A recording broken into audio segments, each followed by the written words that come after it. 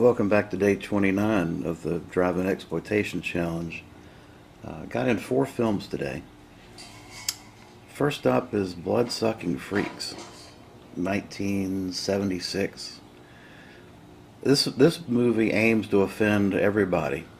It doesn't target just any one individual group. It offends and offends everybody. But watching it, it's a Herschel. It's a Herschel Gordon Lewis type film.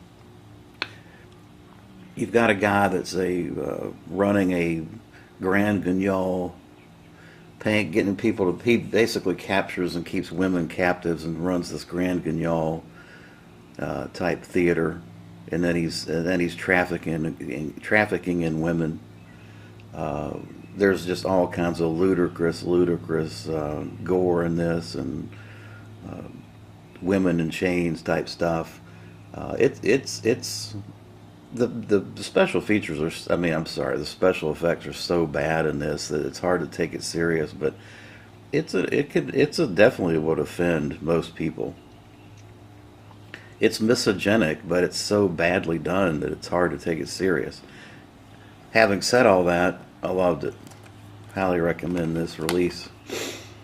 You've got a commentary with Hostel director Eli Roth. I think if you're looking for an inspiration in torture porn, look no further than Blood-Sucking Freaks. Next up is some canon goodness. Enter the Ninja with Franco Nero. 1981.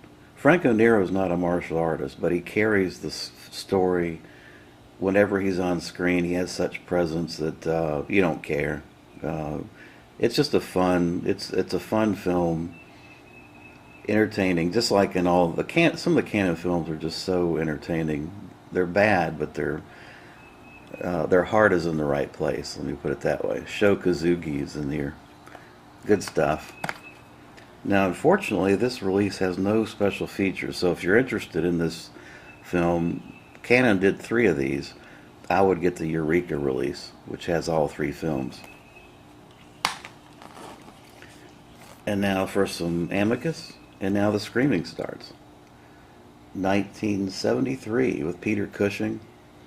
It tells the story. It's essentially the sins of the father type story, where you've got ancestors that committed a crime, and a curse is laid upon the descendants of both families. Shoddy special effects. I mean, you've got a hand that's kind of moving around. It's a rubber hand. The special features are sorely lacking in this, and the ending is ludicrous. It's just a silly ending. Of course, Peter Cushing, makes anything believable, whatever he's in, but it is a silly ending. But it is It is an Amicus film, and it's done straight up. It's a gothic type story, and it's.